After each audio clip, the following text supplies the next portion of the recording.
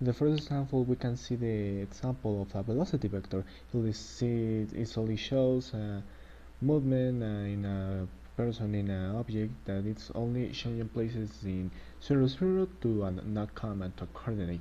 It's only the velocity. In the second example, we can see the force vector, and not only a force vector but a subtraction vector. What does that mean? That there are two forces acting on an object, and with that net force, we can imagine that one force is pulling one side, another force is pulling to the other side, and with that shock of forces, we can determine the final point where the force will be acting and the coordinates in the Cartesian plane.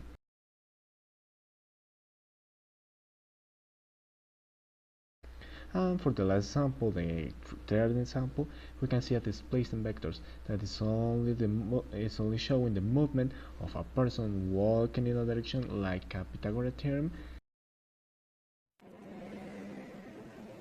I think AR is important because we can see with more clarity the arrows and the units of a vector, and we can also get less confused about these magnitudes and how they are around the world. Experience about AR is a better form to know how a vector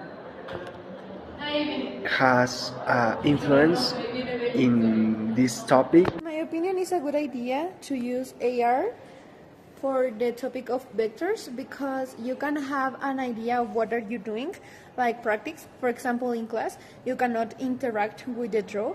Okay, so basically, how our AR helped me to comprehend better the vectors topic. Probably it's because now I can see how they work physically and I can move and actually control how they work. And at the same time, it's different because in class I think it's more like a numerical and mathematical way to know about vectors, better to see them. The difference between learning vectors in a class and learning vectors with the AR tool is that, from my personal opinion and for myself, it's difficult. It's more difficult to learn vectors that way, because that way I can't imagine, I can't figure it out like in the class. I can see that way in like in the XY axis, in the plane, in the Cartesian plane. I don't know how to use them, and I get very confused. The definition of vectors in the class and the definition that the ChatGPT given us is pretty the same. It's very similar and shows the main topics. Magnitude, it's the size, it's the number of squares, the quadrants that the vector is managing.